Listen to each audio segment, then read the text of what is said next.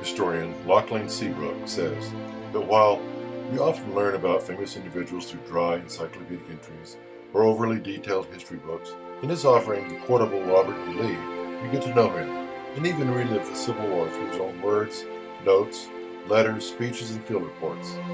Discover the real Robert E. Lee in the role of son, brother, father, husband, friend, devout Christian, and Mexican War vet, Civil War general, and president of Washington Lee University.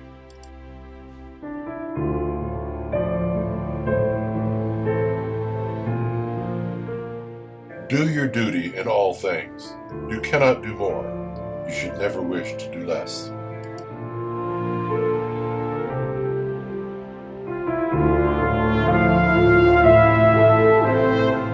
I tremble for my country when I hear of confidence expressed to me. I know too well my weakness, and that our only hope is in God.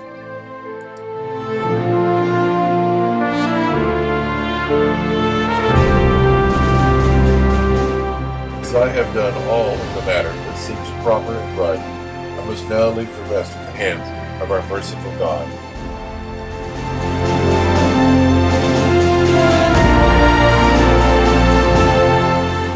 My heart bleeds at the death of every one of our gallant men. A union that can only be maintained by swords and bayonets, and in which strife and civil war are to take the place of brotherly love and kindness, has no charm for me.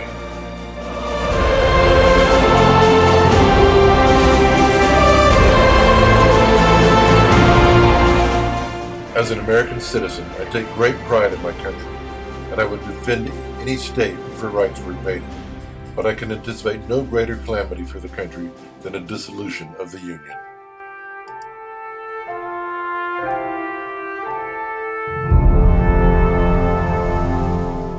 Countrymen who struggled for a constitutional government.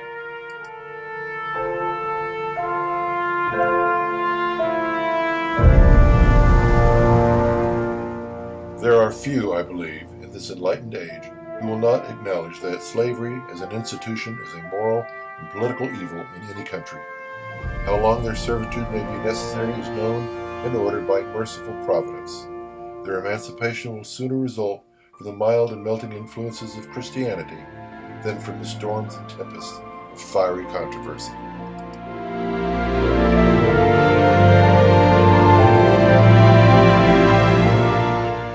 So far from engaging in a war to perpetuate slavery, I am rejoiced that slavery is abolished.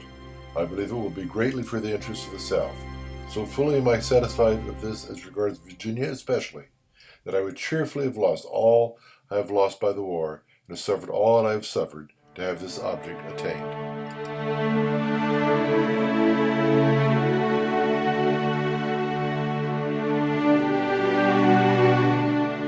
The eyes of the country are upon you.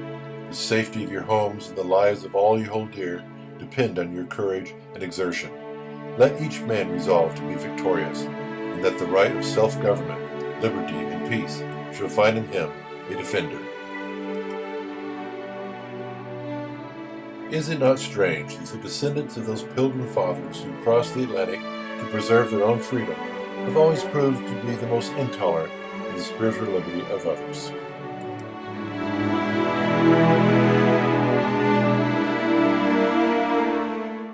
Much as you have done, much more remains to be accomplished. The enemy again threatens us with invasion, and to your tried valor and patriotism, the country looks with confidence for deliverance and safety. Your past exploits give assurance that this confidence is not misplaced.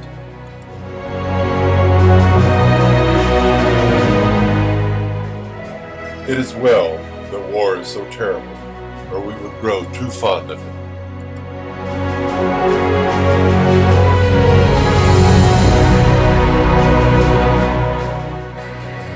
Never mind, General. All this has been my fault. It is I who have lost this fight, and you must help me out of it the best way you can.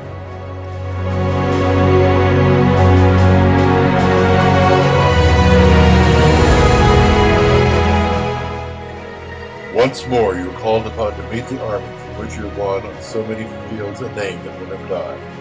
Let every soldier remember that on his courage and fidelity represents all that makes life worth having: the freedom of his country, the honor of his people, and the security of his home.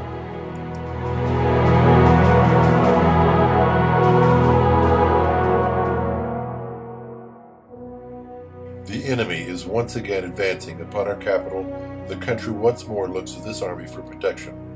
The cruel enemy seeks to reduce our fathers and our mothers, our wives and our children, to abject slavery, to strip them of their property, and drive them from their homes. Upon you, these helpless ones rely to avert these terrible calamities and secure for them the blessings of liberty and safety. Your past history gives them the assurance that their trust will not be in vain. Let every man remember that all he holds dear depends upon the faithful discharge of his duty and resolve to fight, and if need be, to die, in the defense of a cause so sacred, so worthy the name won by this army, as so many bloody fields.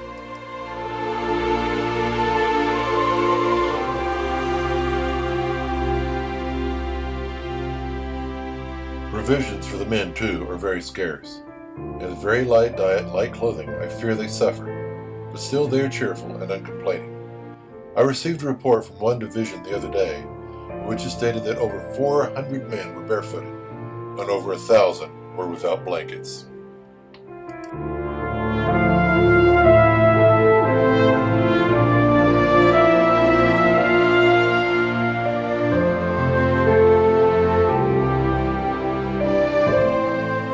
There's nothing left but to go to General Grant, and I would rather die 1,000 deaths.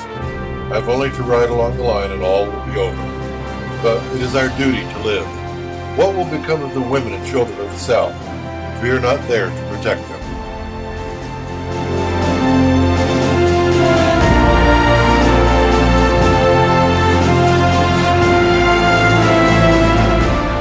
I could have taken no other course save dishonor. And if it were all to be gone over again, I should act precisely the same way.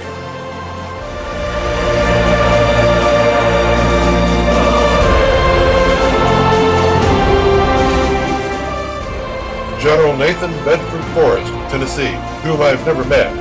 He accomplished more with fewer troops than any other officer on either side.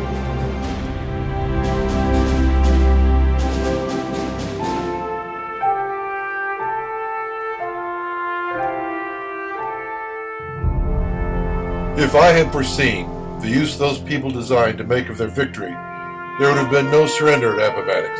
No, sir, not by me.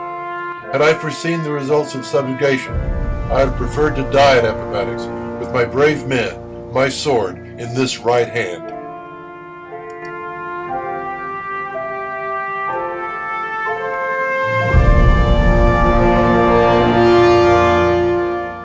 All that the South ever desired was that the Union, as established by our forefathers, should be preserved, and that the government as originally organized should be administered in purity and truth.